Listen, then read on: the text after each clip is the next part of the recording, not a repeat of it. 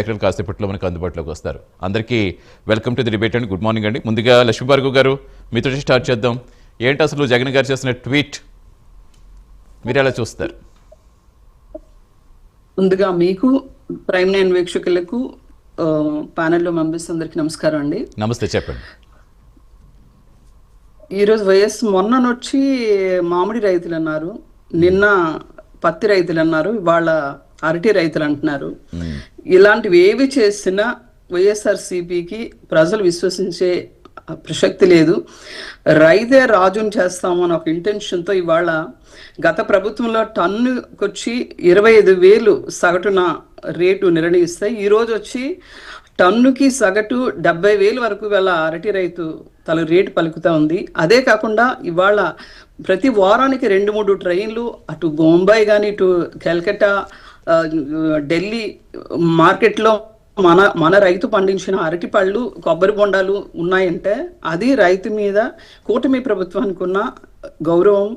వాళ్ళ తాళ్ళుగా అభివృద్ధి కోసం వాళ్ళ తాళ్ళుగా రైతును రాజు చేయాలనే ఒక ఇంటెన్షన్లో ఎంత తట్టతలంగా ప్రజలకు అర్థమవుతుందని తెలుస్తుంది. ఎందుకంటే వైఎస్ఆర్సీపీ ఎప్పుడు కూడా ఇలా చీప్ రాజకీయాలు చేయకూడదు. రైతు ఎప్పుడు రోడ్డు ఎక్కడు.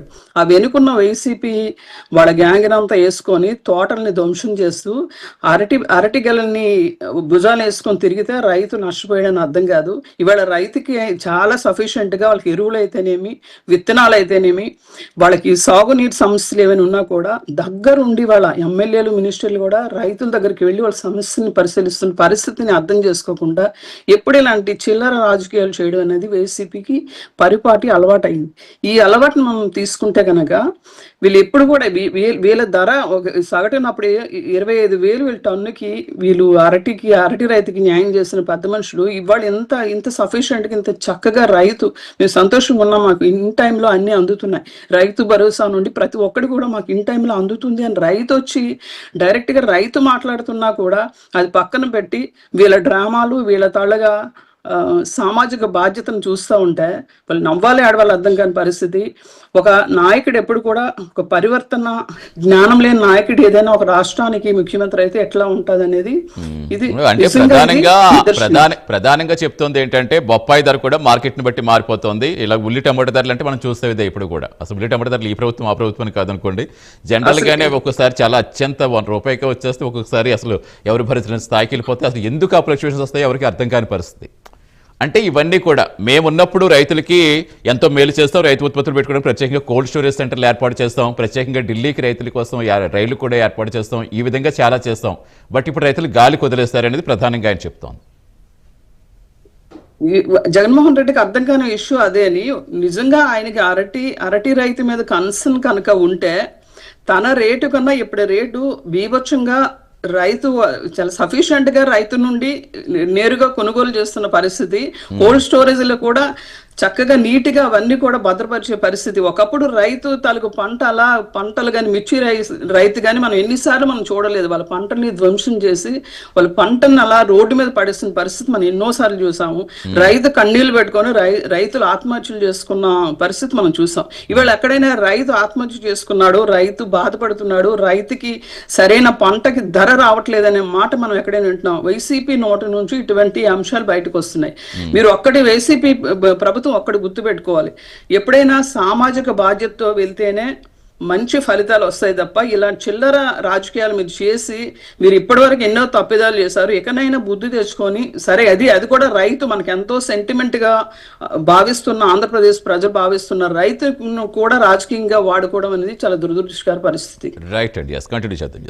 వెంకటేశ్వర రెడ్డి గారు నమస్తే అండి, గుడ్ మార్నింగ్. నమస్తే అండి. నమస్తే వెంకటేశ్వర రెడ్డి గారు. ఏంటి మీరేం చెప్తారు? రాష్ట్ర రైతు సమస్యలు పెరగడానికి అసలు మీకు కనిపించిన సమస్యలు ఏంటి? ప్రధానంగా మీరు ప్రిజికల్ అరటికి సంబంధించి చాలా రైతులు చాలా నష్టపోతారని చెప్తున్నారు. ఓకే, రైతు సమస్యలు ఎవరికైనా సరే బాధాకరమే, అది ఈ పార్టీ ఆ పార్టీ అని కాదు, ప్రతి పార్టీలోని మొత్తం రైతులు ఉంటే రైతుల కోసం మేము చేస్తున్నాం అని అన్ని పార్టీలు చెప్తూ ఉంటాయి. ఏంటి ప్రధానంగా ఇప్పుడు రైతులకు ఏమి అన్యాయం జరుగుతోంది, రైతులకు ఎక్కడ సమస్యలు మీకు కనిపిస్తున్నాయి? ముందుగా ప్రైమ్ నైన్ వీక్షకులకి, ప్యానెల్లో ఉన్న పెద్దలకి, రాష్ట్ర ప్రజలకి శుభోదయం. మానవుడే మహనీయుడు, మనిషే దేవుడు, సత్యమేవ జయతే. మేడం లక్ష్మీ భార్గవి గారు మరి ఆమె రైతు సమస్యల గురించి గ్రౌండ్ లెవెల్లో ఎంతవరకు తీసుకున్నారో లేదో తెలియదు కానీ నేనైతే రైతు బిడ్డని, వ్యవసాయం ఇప్పటికీ చేస్తూనే ఉన్నాం, మాకు రైతు సమస్యలు ఇప్పటికీ మాకు తెలుసు. పార్టీల పరంగా కాకుండా ఒక రైతుగా, రైతు బిడ్డగా రైతు సమస్యల గురించి ఒకసారి తీసుకుంటే ప్రభుత్వాలు మారుతున్నాయి, తరాలు మారుతున్నాయి, కానీ రైతు సమస్యలు పోవట్లేదు, రైతు ఆత్మహత్యలు ఆగట్లేదు, రైతు బాధలు తీరట్లేదు, రైతు కన్నీళ్లు తుడిచేవాళ్ళు లేరు. ప్రతి ఒక్కళ్ళు రైతే రాజు అని చెప్తారు, జై కిసాన్ జై జవాన్ అని స్లోగన్ చెప్తారు, కానీ అమలు జరపడంలో ప్రతి ఒక్కరూ విఫలమవుతున్నారు. అసలు ఆ మనసే ఉండట్లేదు వాళ్ళకి.